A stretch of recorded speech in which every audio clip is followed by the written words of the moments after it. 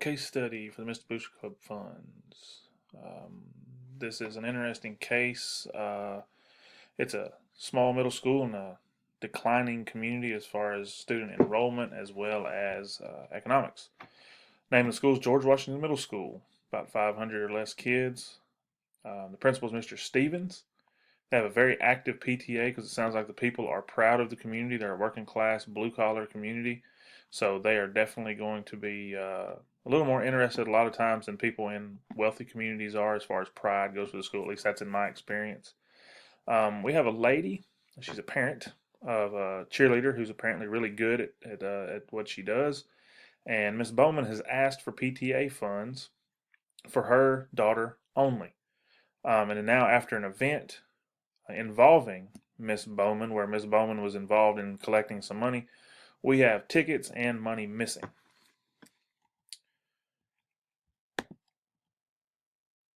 Category 1, the problem identification analysis. The problem is that we have money missing. That's simple. That's the problem. We have money missing. And that's not just money missing from my personal bank account, that's money missing from a school account. What do I know is I know Miss Bowman asked for funds. I do know that we have some missing money.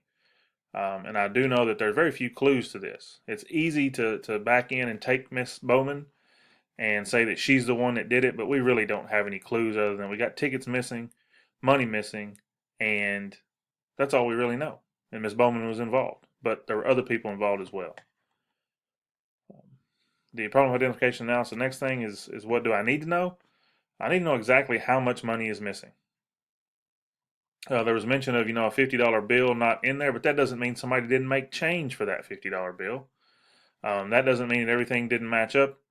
Um, we need to know who else is working that game. We have multiple parents involved in working the gate. We need to know who that is. Um, are they just members of the community? Sometimes that happens in smaller communities. Do they have children at the school? What other accounts are available to, let's say, Miss Bowman? Because things are leading towards Miss Bowman, but not heavily. But if she was asking for the amount of money she was, which is close to $1,000, and she has access to other accounts, then we need to start checking those accounts as well that are involved in the PTA and other parent volunteers. And I'd like to know how many other events there are, because that way I could possibly lay out a timeline for whoever might be taking the money. If they have figured out there's just enough events before school is out or just enough events before a big trip, like Miss Bowman's daughter's trip, they have enough to skim off the top and collect this money over the course of the events. I'd like to be able to figure that out. The plan of action I think I would like to do is the first thing I want to do is determine exactly how much money is missing. One, the actual cash value of what is missing, and two, the value of the tickets. We never know how much tickets are. Usually, in my experience, tickets to a sporting event, especially middle school, would be $4 to $5. At my current job in Memphis City, the tickets are an outstanding $8 a game, which unbelievably a lot of people pay that $8. But um, if there's 10 tickets missing, and those tickets, maybe it was a tournament game and those tickets cost extra. Maybe they were $10. That's $100. That's quite a bit of money all gone in one shot for a small school like that. The next thing I would do would be conduct interviews. I'm going to pull in and bring in everybody that's possibly involved in this case and interview them. Ms. Bowman being one. Any other volunteers, PTA members working the event and taking money at the gate. I think I would also like to review any other monies that were being collected that night, say concession stand or anything else that was going on. I'd like to review those bags to just see if all that stuff matches up what it's supposed to as well. I was lucky when I was a Booster Club president at one time that we had a very good accountant, and man, anything we did always matched, and she was diligent about it, and I always had to sign off on it. And she taught me a lot of things because she was actually a money manager for an office. Awesome lady, and I learned a lot from her about those things. My next plan of action would most definitely be to avoid any kind of accusations or conflict. Again, it's really easy to lean towards Miss Bowman, but we really don't know if she's the one that did it. We're going to pull in everybody and interview them, including Mr. Dunbar. the guy who was talking about the larger bills, and that Principal Stevens saw him folding up and was being cordial with, kind of making a joke about his money. We just really don't know. We didn't see a $50 bill, but that doesn't mean somebody didn't make change for that $50 bill. We just really have some ticket situations that we really do need to resolve. I want to avoid all that because we have a really good PTA and community involvement, and it can really just take one person to destroy all of that. I've seen that in my educational career where a school was involved and a new principal came in and changed things, and man, it just totally destroyed what was going on at the school. School was a blue ribbon school, and later on it just became the place nobody wanted to work. Resolving the issues, I think the first thing I want to try to do um, is after having the interviews, determining what's going on, talking to everybody. I think I want to try to revise the guidelines for PTA spending to make sure that it's already in writing before somebody comes and, like Miss Bowman, and makes a suggestion. She didn't do something unreasonable. She just took a chance to see if somebody would say yes. She didn't get upset about it. She just asked the principal to reconsider.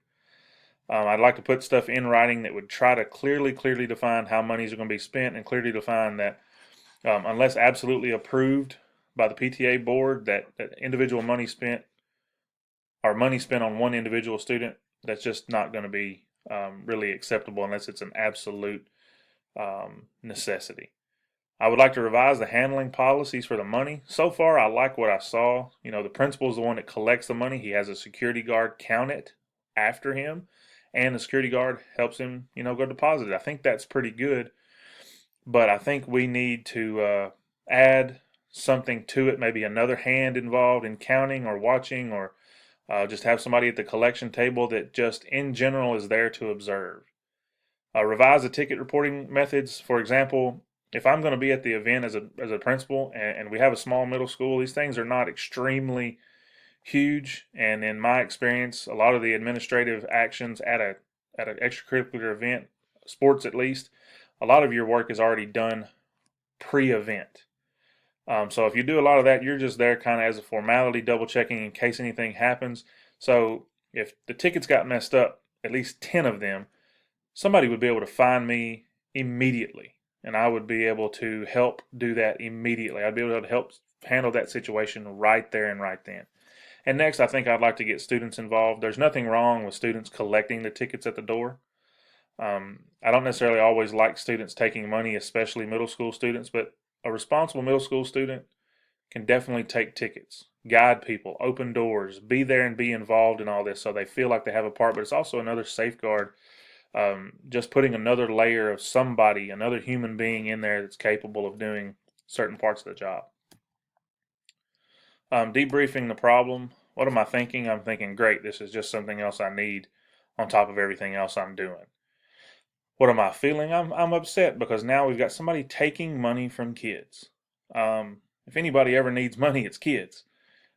Just taking money. I'm really feeling it. I'm upset. Somebody's trying to skim off the top and take from a valuable asset of the community, with being the school and the kids. What am I valuing? I believe I'm trying to value my personal thought and not taking things that don't belong to you, and also at the same time valuing